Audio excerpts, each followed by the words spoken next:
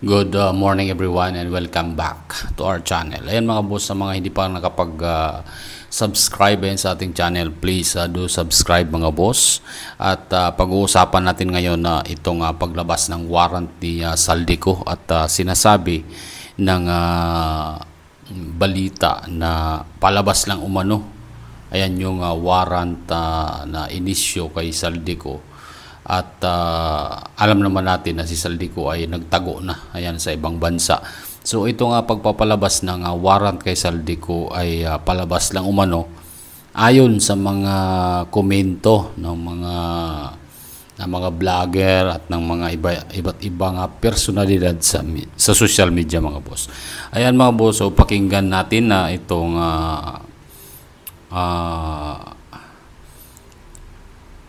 pakinggan natin itong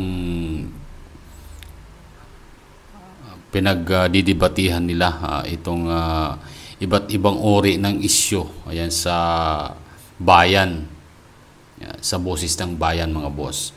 Ayan, pakinggan muna natin mga boss para mabigyan natin ng opinion at reaksyon. Sa lahat, 6 to 9 months pa daw. Yun. Sabi ni Remulla. So talagang, alam mo yun, kung hindi mo bubusisihin yung news, kung pakikinggan mo lang yung headline, parang ang dating, kinasuhan na ni Marcos. May ginawa na si Marcos. Pero wala pa pala talaga. Ang totoo, wala pa. Yun ang matindi doon. Coach Oli. Alam nyo, ito si Bongbong Marcos. NATO to, NATO. Member to ng NATO. Hindi. NATO, N80. No action, talk only.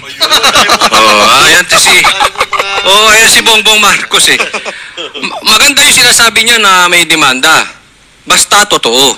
Yun ang nagiging problema kay Bongbong Marcos. Pareho sila ni Boying Rimulya. Mr. Announcement yung mga yan eh. Hindi naman natutuloy. No? Pero kahit na, for discussion purposes, magkakaso talaga, itagaan nyo to sa bato. Hindi niya kayang ipakulong si dating Speaker Romualdez. Dahil, pag pinakulong niya yun, mapipilitan si Tambi magsalita. At ituturo siya niyan. So, hindi niya pwedeng gipitin yan. Gigipitin niya na lang yan kung sakaling talagang wala na siyang malalabasan. Wala na siyang lusot. But for the moment, tama eh. Ano lahat yan? Optics lang yan. Mapapansin nyo, pagka-speech ni Amy Marcos, biglang pumasok, meron ng warrant si Guo, pati si Guo eh. Ang dami talagang madadamay dyan. Ang dami nila. Pati yung dito sa Taal Lake, may nakita na namang buto. May kasama pang brief. Anong gusto nilang palabasin para maalis, mabura yung sinabi ni Amy? Kaya nga po, yan mga boss, sa katotohanan, diversionary tactics lang yung ginagawa ng administrasyon. Kasi may punto naman dito si Coach Oli talaga na talagang pag tinuro niya si Martin Romualdez dyan at talagang si Martin Romualdez hindi yun magpapakulong mag-isa. Idadamay niya dyan si Bongbong Marcos. So lahat ng pinag-usapan nila dito may katotohanan. Anyway, ano pa lang naman yan, kumbaga pananaw pa lang ng bawat isa, pero may katotohanan kasi naman talaga itong si Pangulong BBM mahilig lang kasi sa publicity pero hindi ginagawa. Yun kasi ano problema dyan. Tulad dyan, alam niya na putok na yung flood control scandal. So marami ng tao ang nagrarally. So ang ginawa niya, dali-dali siyang nagsasabi na kakasuhan lahat ng mga involved diyan sa flood control. So iba kasi yung sinasabi kaysa dun sa ginagawa. Tulad na lang halimbawa ni Saldico, inisyuhan nila ng warrant. Pumunta dun sa mga bahay ni Saldico dito sa Metro Manila. Paano mong mag-issue ng warrant na wala naman si Saldico dito sa Pilipinas, na alam naman nila yan na nasa ibang bansa? So dapat ang gawin nila dyan, i-cancelahin mo na yung passport at pilitin pawiin sa Pilipinas para formal na mabigyan o maisyuhan ng arrest warrant at kasuhan sa korte.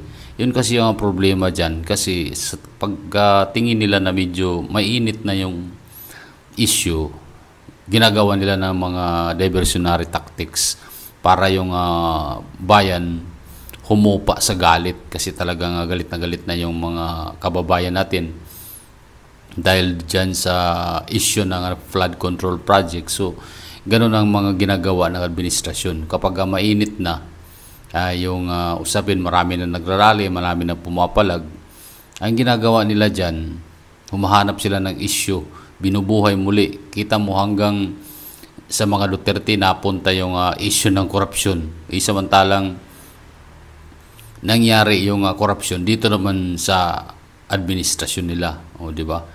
Di natin masasabi na walang korupsyon nung panahon ng Duterte, pero mas malala ngayon kasi talagang trilyon na yung nawawalang pondo.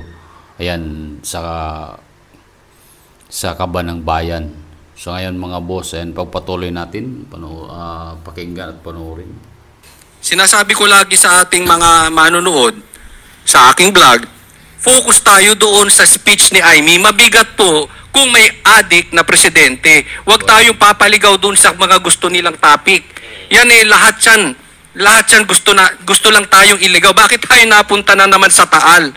Pambihirang buhay ito. At saka optics imaginein mo, alam naman nila si Saldico wala sa Pilipinas. Di ba? Alam nila wala sa Pilipinas. Tanga ba sila kung, kasi una-una meron naman yung sa immigration. Meron yung yung lookout bulletin order. Na alam mo kung nasaan siya. Oo.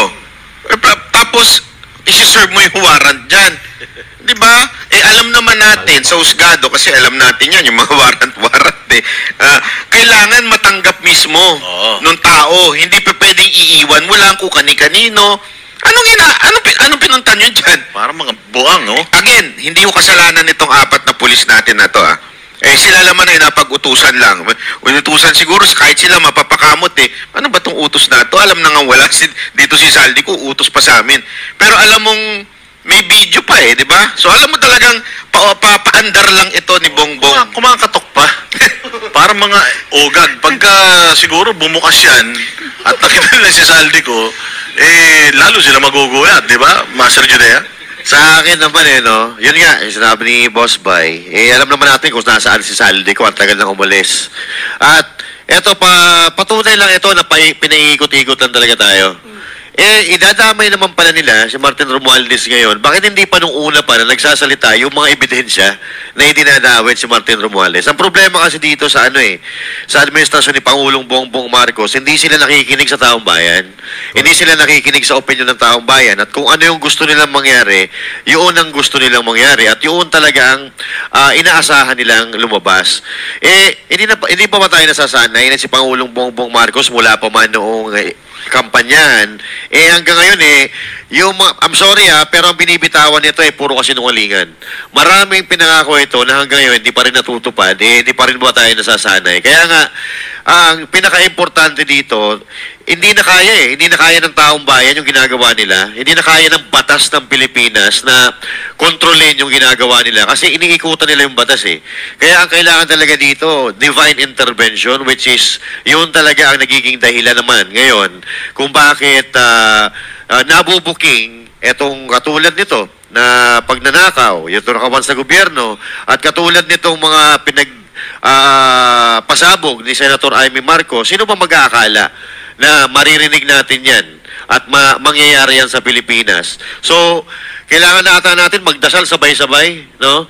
At magsama-sama lahat ng relihiyon sa Pilipinas. Kasi eto, mga demonyo mga diablo na yung nandito sa Pilipinas, lalo-lalo na itong mga pasimuno ng pagnanakaw at netong sa droga. So, kailangan Diyos na talaga siguro ang makakapaghinto nito. Kailangan tayong magdasal. Siya daw maglilid ng prayer. Ako na. Alam mo, kanina, may gusto ko yung kwento sa sinabi mo. Sa 10 pinangako niya. Alam mo, sa 10 pinangako niya, naging isa mali. Ay, naku, grabe. Dami, Negative pa diba? Kaya, yung kakaswali na sinasabi ko, kakasarambali, sana noon pa diba? Wala. Alam ko wala sarambali sa nito Alam ko kung nasan. Bulong ko sa'yo. Saan? Nasa Promise. Actually mga boss, so, natatakot din si Bongbong Marcos yan kay Romualdez kasi siguro hindi natin alam, baka merong mga internal issue o mga may alam si Romualdez about kay Bongbong Marcos, kaya itong si BBM natatakot din na idadamay o actually parang napilitan nga lang sa dyan mga boss kasi nga umalma na yung taong bayan o bakit daw wala si Romualdez samantala ayon dun sa mga testigo na sinasabi na naghatid ng pera dun sa bahay niya, sa kondo niya. So, from Saldico to Martin Romualdez at naghatid pa ng mali-malitang basura na ang laman ay pera dun sa Aguada na tapat mismo ng Gate 4 ng Malacanang.